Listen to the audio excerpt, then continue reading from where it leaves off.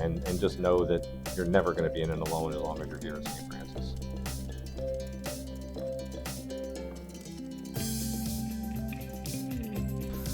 Hi, my name is Mike McCaffrey, and I'm the Athletic Director here at the University of St. Francis.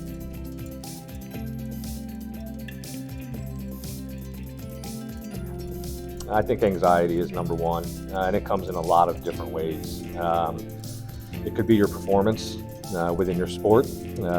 We have very rigorous health science programs around here. You could be getting to that point where you're make or break in a PA program or a nursing program, and if you get 1C, then all of a sudden you feel like your future is just in doubt.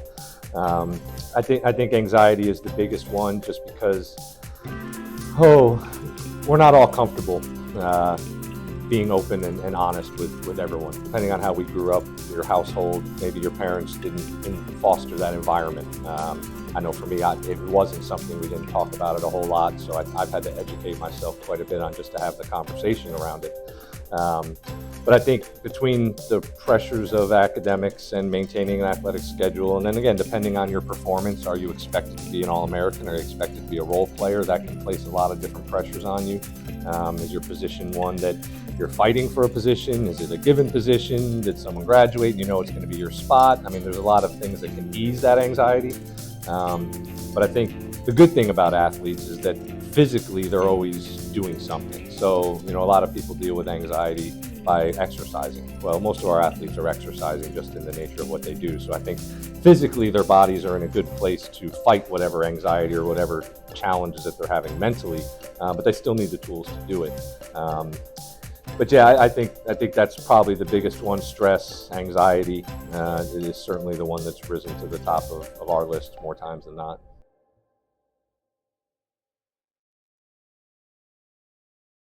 Yeah, so there's webinars that are offered through the NAI. I know the NAI Student Athlete Council at the NAI level has had a lot of conversations with the mental health professional that's employed by the NAI. They employed one after COVID to kind of help set some of these things in place. And our students, the good thing about the NAI is the students have a voice. They're represented in every committee at the national level. So when students go into a room and talk to ADs and presidents, it resonates a little more than when your other ADs come in and talk to it. I mean, you're the ones that we're out here working for. So when the student athletes come with a concern, people take it a little more seriously. So I think the webinars just continuing to reinforce the access on this campus, that there are resources here. If you're not comfortable with your coach or within your team environment, can you go to one of the sisters? Can you go to Student Life? Can you go to the Dean of Students? If you're a resident, do you go to your RA or do you go to the resident hall director? I think we try to make sure that everybody in each point is equipped because you never know which one they're going to come to. And so I think, could we do a better job maybe promoting it across maybe our teams individually and maybe having more one-on-one conversations about it? Sure, but I do know that they're there, and I do know we promote it, whether it's on MCC, again, the NAI through what they do with their webinars, and we send that out to all student athletes. And then I think locally we just try to find partners that we can bring in. And I know the basketball team has brought in some team development people to help with them. Each team kind of does their own goes at it in their own way because each team is pretty unique.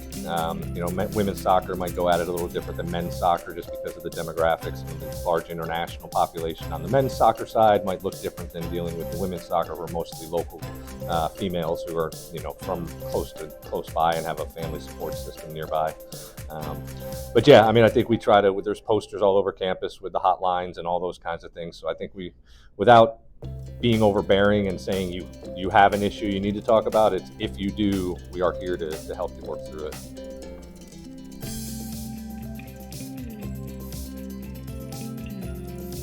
Be open. I think people like me, like our coaches, like seniors, alumni, we try to bring them back and have conversations about these kinds of things, just knowing that there's no blueprint and there's no demographic that is omitted from this. It doesn't matter what color you are, what race you are, where you came from, what your socioeconomic status is. There's some things that heighten it, and that it may, but nobody's immune to it by any means. And I think that's the biggest thing. And I appreciate some of the NFL guys in the last couple of years in the NBA have really taken a really good stance, and they've come out and they've talked about it openly.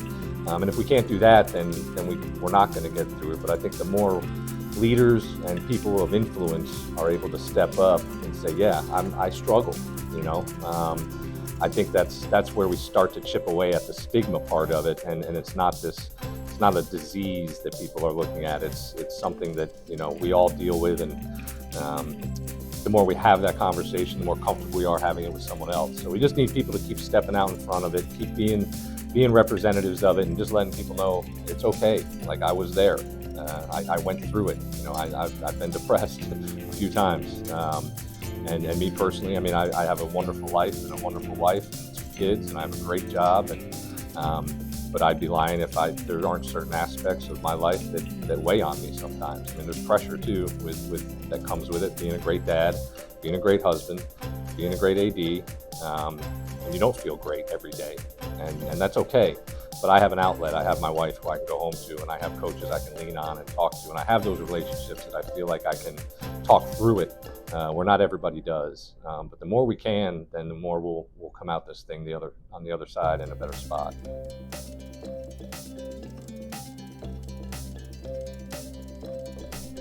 Yeah, so I think triggers, warning signs we talk a lot about. Distancing yourself from a group of friends that maybe you were always with, or attaching with a new group of friends, or detaching from practice or classwork. Luckily, like I said, we have a lot of eyes on our student athletes around this campus, between advisors, faculty, coaches, roommates, RAs. We do have a lot of people that can see what's going on in our student athletes' lives, and we've taught our coaches. Every summer we have a retreat, and last year the one that we talked about, it was mental health and trying to identify these things that we see, that you don't know if it's an issue, but if you ignore it, then you'll pay the price later on. Whereas I'd rather be wrong up front, say, hey, are you doing okay? I'm like, yeah, no, I'm fine. I just bombed this test, but I'm good. Don't worry about it. I'd rather do that than ignore it, and then 6 months later have someone just be absolutely tanked and drops out of school and disengages and sets themselves up for not the most successful life that they could have had they not. So we definitely talk about it as a staff quite a bit. And I think most of our coaches do a really good job. And I think some that weren't real comfortable are getting more comfortable. Some are natural, right? Coaches are counselors and parents, and they come from that background of building that relationship right off the bat. But this is a tough one sometimes, and we've definitely tried to equip them with the ability to identify, and then again, they're not the counselor, but get them somewhere where they can get the conversation started that they need to.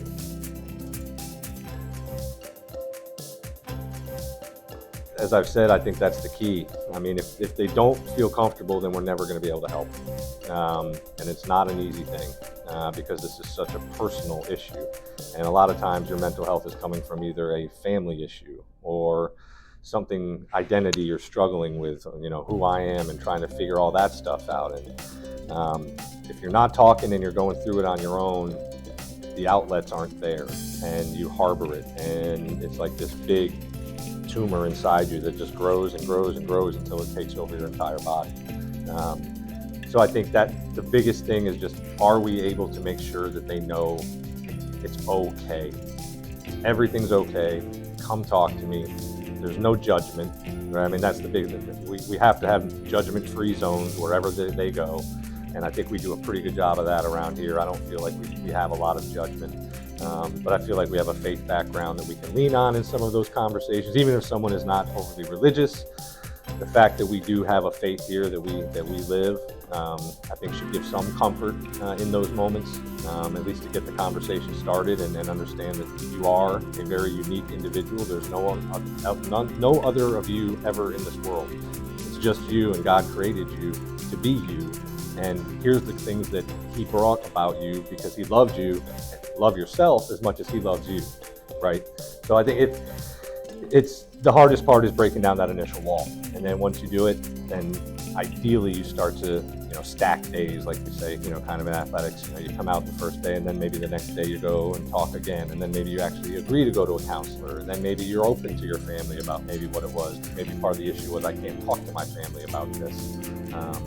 And that happens here every once in a while, when they're more comfortable talking to people here than they are even their own family, and we are an extension of their family. So it's important that we all just keep saying, you got something wrong, talk to me, talk to someone you trust, and just know that you're never going to be in it alone as long as you're here at St. Francis.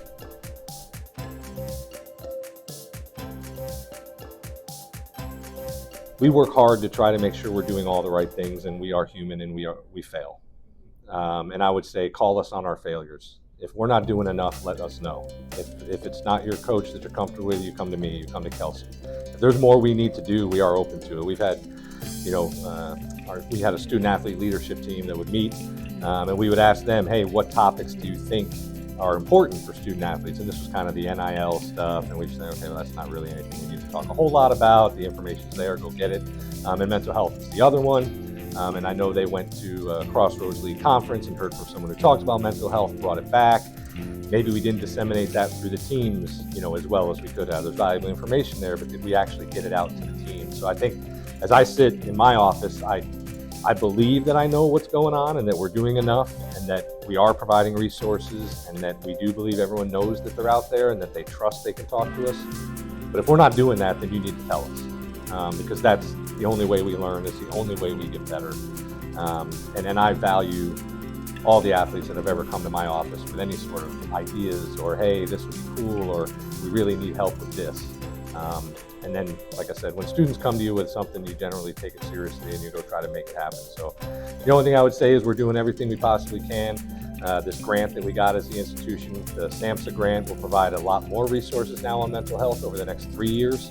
So I'm looking forward to working with them. It's very athletically focused. So I think over the next 3 years, we really even see more stuff coming from an awareness and a support.